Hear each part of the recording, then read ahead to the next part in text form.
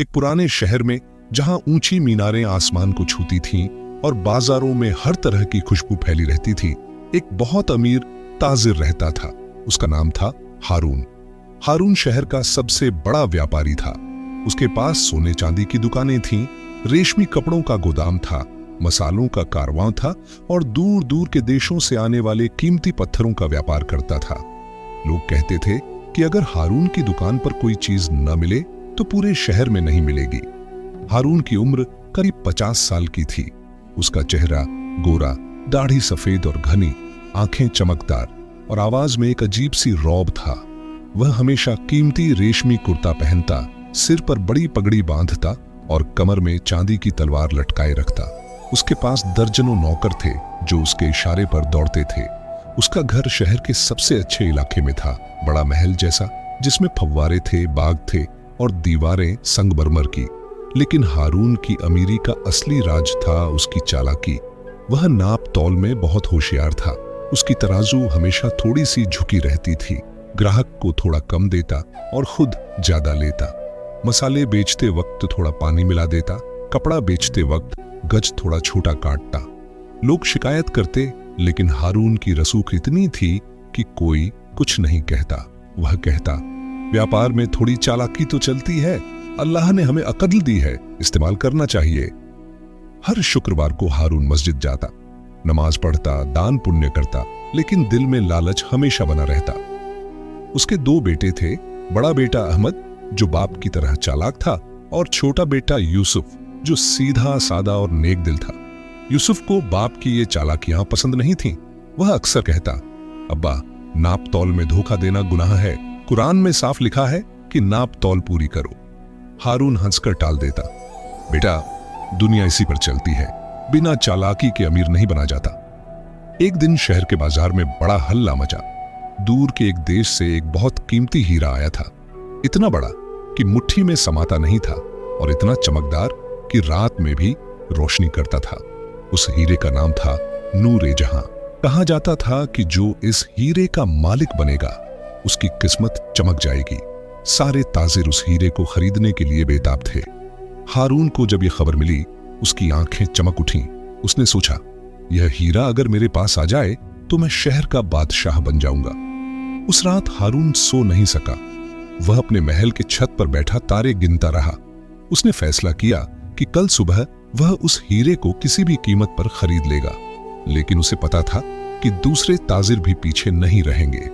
उसने अपने बड़े बेटे अहमद को बुलाया और कहा, बेटा, कल तुम मेरे साथ चलना, हमें चालाकी से काम लेना होगा। अगर जरूरत पड़ी तो तराजू में थोड़ी सी कमी रखना या कीमत में मोल भाव करना। अगली सुबह हारून अपने सबसे अच्छे कपड़े पहनकर, सोने की छड़ी हाथ में लेकर बाजार पहुंचा। बाजार में भीड़ लगी हुई थी। बीच में एक बड़ा मंच था जहां वह विदेशी ताजिर खड़ा था जिसने हीरा लाया था। उस ताजिर का नाम था फरहाद। फरहाद लंबा चौड़ा, गोरा चिट्टा और उसकी दाढ़ी लाल रंग की थी। वह अरबी लहजे में बोल रहा था, यह हीरा सिर्फ वही खरीद सकता है जो सच्चा और ईमानदार हो। मैं इसे सिर्फ नाप तौल और वजन से बेचूंगा, कोई धोखा नहीं चलेगा। हारून ने मुस्कुराकर सोचा, यह तो आसान है, मेरी तराजू सबसे सटीक है। बोली शुरू हुई।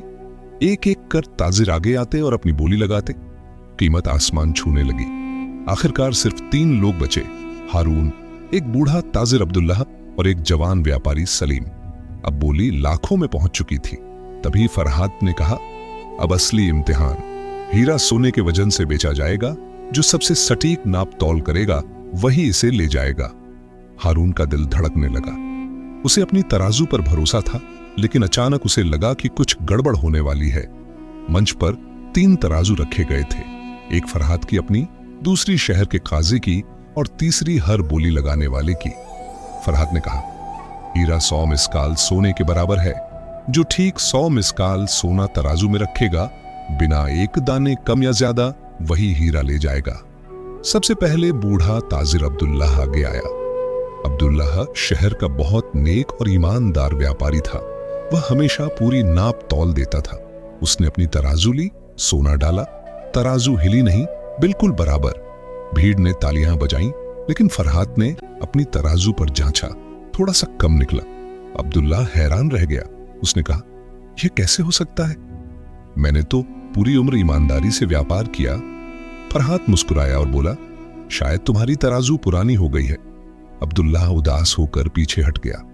अब जवान सलीम की बारी थी। सलीम बहुत होशियार था। उसने नई तराजू ली, बड़े ध्यान से सोना तौला। तराजू बराबर हुई। भीड़ फिर खुश हुई। लेकिन फरहाद ने जांचा, इस बार थोड़ा ज्यादा निकला। सलीम ने कहा, यह गलती नहीं हो सकती। फरहाद ने कहा, शायद तुमने जल्दबाजी की। अब हारून की बारी थी। हारून का दिल जोर जोर से धड़क रहा था। वह जानता था कि उसकी तराजू हमेशा थोड़ी कम तौलती है। उसने सोचा, अगर मैंने ठीक 100 मिसकाल डाला तो फरहाद की तराजू पर कम निकलेगा। उसने चालाकी से थोड़ा ज्यादा सोना डाला ताकि बराबर हो जाए।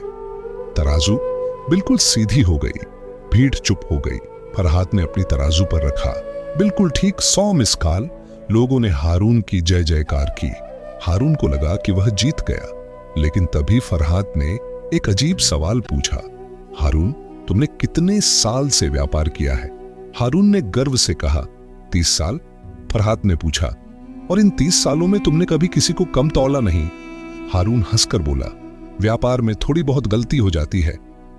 तभी फरहाद ने कुछ ऐसा किया कि सब हैरान रह गए। उसने हीरे को तराजू पर रखा और कहा, यह हीरा सिर्फ ईमानदार के हाथ में चमकेगा। हीरा अचानक चमकना बंद हो गया। पूरा बाजार सन्न रह गया। फरहाद ने कहा, यह जादू नहीं, अल्लाह की निशानी है। यह हीरा सिर्फ सच्चे दिल वाले को मिलेगा। रात को हारून घर लौटा। हीरा उसके हाथ में था, लेकिन चमक नहीं रहा था। उसने सोचा, शायद धूप में चमकेगा, लेकिन अगले दिन भी नहीं चमका। हारून परेशान हो गया। उसने अपने छोटे बेटे यूसुफ को बुलाया और सारी बात बताई। यूसुफ ने कहा, अब्बा, शायद अल्लाह आपको सबक सिखा रहे हैं। नाप तौल में धोखा गुनाह है। हारून गुस्सा हो गया और यूसुफ को डांटा। लेकिन रात में उसे एक ख्वाब आया। ख्वाब में एक बूढ़ा आदमी आया और बोला, हारून, हीरा तब चमकेगा जब तुम अपनी सारी गलतियां सुधारोगे। पहले उन सबको वापस करो जिन्हें तुमने धोखा दिया। सुबह हारून उठा तो उसका दिल बदल रहा था, लेकिन लालच अभी भी था। उसने सोचा, सबको वापस करना मुश्किल है, सिर्फ कुछ लोगों को कर दूं। तभी शहर में एक नई अफवाह फैली, हीरा चोरी हो गया है। सुबह सुबह हारून का महल हल्ला से भर गया। हीरा गायब था। हारून ने सारे नौकरों को इकट्ठा किया और पूछताछ की। कोई कुछ नहीं बता रहा था। उसने शहर के काजी को बुलाया। काजी ने पूछताछ की, लेकिन कोई सुराग नहीं मिला। हारून पागल हो रहा था। हीरा उसके पास था, लेकिन अब नहीं था। तभी उसके बड़े बेटे अहमद ने कहा, अब्बा, शायद यूसुफ ने चुराया हो। वह तो शुरू से हीरे के खिलाफ था। हारून को शक हुआ।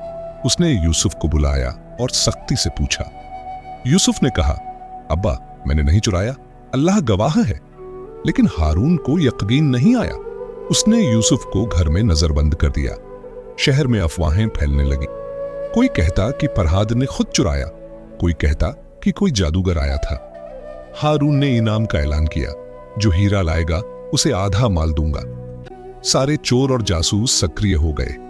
एक रात हारून को फिर ख्वाब आया। वही बूढ़ा आदमी बोला, हीरा चोरी नहीं हुआ, वह खुद छुप गया है क्योंकि तेरा दिल अभी साफ नहीं। पहले बाजार के उस गरीब को ढूंढ जिसे तूने 20 साल पहले धोखा दिया था। हारून को याद आया, 20 साल पहले एक गरीब ताजिर आया था काम से। उसने हारून से एक कीमती कपड़ा खरीदा था। हारून ने गज कम दिया था। वह गरीब बहुत रोया था क्योंकि उस कपड़े से अपनी बेटी की शादी करनी थी। हारून ने नाम पूछा था। उसका नाम था इब्राहिम। हारून ने अपने नौकर भेजे। कई दिन तलाश के बाद इब्राहिम मिला। वह अब बहुत बूढ़ा और गरीब था। हारून उसके पास गया और सारी बात बताई। इब्राहिम ने कहा, मैंने अल्लाह से दुआ की थी कि तुम्हें सबको मिले। हारून ने माफी मांगी और उसे ढेर सारा माल दिया। इब्राहिम ने माफ कर दिया। घर लौटते ही हारून को हीरा अपने तकिए के नीचे मिला, लेकिन अभी भी चमक नहीं रहा था। हारून समझ गया कि अभी और गलतियां सुधारनी है। हारून ने फैसला किया कि अब वह सारी गलतियां सुधारेगा। उसने पुराने हिसाब की किताबें निकाली। सालों के नाम, तारीखें और धोखे की लिस्ट थी। उसने एक एक कर लोगों को ढूंढना शुरू किया। कुछ मर चुके थे, उनके वारिसों को दिया। कुछ दूर शहरों में थे, कारवां भेजे। एक दिन उसे याद आया कि 10 साल पहले एक यतीम लड़की ने उसके यहां से मसाले खरीदे थे। हारून ने वजन कम दिया था। उस लड़की की मां बीमार थी, दवा के लिए पैसे चाहिए थे। हारून ने उस लड़की को ढूंढा। उसका नाम था फातिमा। अब वह बड़ी हो चुकी थी और बहुत गरीब थी। हारून ने उसे माफी मांगी और इतना माल दिया कि उसकी जिंदगी बदल गई। हर माफी के बाद हीरा थोड़ा थोड़ा चमकने लगा। हारून का दिल भी बदल रहा था। वह अब नमाज पूरी अदा करने लगा, दान करने लगा। लेकिन सबसे बड़ा इम्तिहान अभी बाकी था। एक दिन फरहाद फिर शहर में आया। उसने हारून को बुलाया और कहा, अब असली इम्तिहान, हीरे को बाजार में रखो और देखो क्या होता है। हारून डर गया, लेकिन उसने ऐसा ही किया। हीरा चमक रहा था। लोग देखने आए। तभी एक बहुत गरीब आदमी आया और बोला, यह हीरा मेरा है। 30 साल पहले मेरे बाप ने इसे फरहाद के बाप को अमानत रखा था। सब हैरान रह गए। हारून का दिल डूब गया। अगर हीरा चला गया तो सब व्यर्थ। गरीब आदमी का नाम था हसन। उसने पुरानी चिट्ठी दिखाई। सचमुच हीरा उसके बाप की अमानत था। फरहाद ने मुस्कुराकर कहा, हारून, अब फैसला तुम्हारा है। हारून कुछ देर चुप रहा। फिर उसने हीरा हसन को दे दिया और कहा, यह तुम्हारा हक है। मैंने बहुत गुनाह किए, अब सुधार रहा हूं। हीरा हसन के हाथ में जाते ही जोर से चमका, इतना कि पूरा बाजार रोशनी से भर गया। फरहाद ने कहा, हारून, तुमने इम्तिहान पास कर लिया। हीरा तुम्हारा ही रहेगा। हसन मेरा भतीजा है। यह सब अल्लाह का इम्तिहान था। हीरा फिर हारून के हाथ में आ गया और हमेशा चमकता रहा। हारून ने अपनी सारी दुकानें ईमानदारी से चलानी शुरू की। उसने यूसुफ को अपना वारिस बनाया। शहर में उसकी इज्जत बढ़ गई। लोग कहते हैं कि सच्ची तौबा और ईमानदारी से बड़ी कोई दौलत नहीं। कहानी का सबक, नाप तौल में धोखा मत करो, क्योंकि अल्लाह सब देख रहा है। ईमानदारी से व्यापार करो, बरकत खुद आएगी। सब्सक्राइब कीजिए ताकि हर नया किस्सा सबसे पहले आपके दिल तक पहुंचे।